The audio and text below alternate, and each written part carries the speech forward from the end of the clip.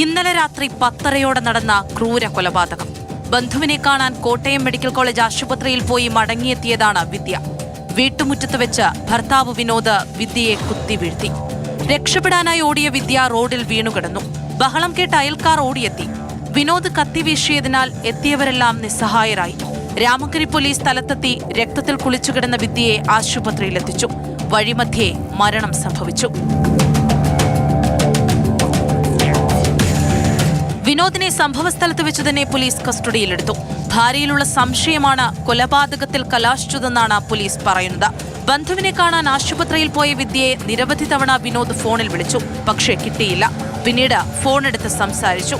എന്നാൽ സംസാരത്തിന് ശേഷം കോൾ കട്ട് ചെയ്തില്ല.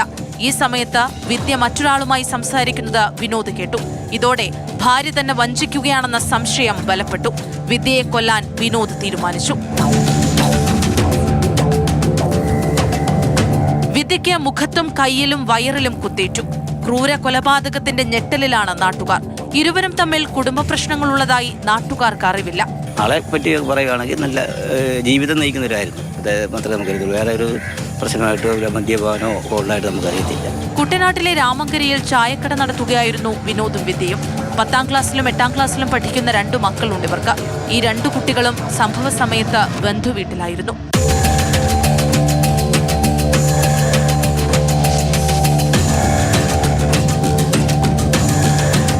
മാതൃഭൂമി ന്യൂസ്, ആലപ്പുഴ.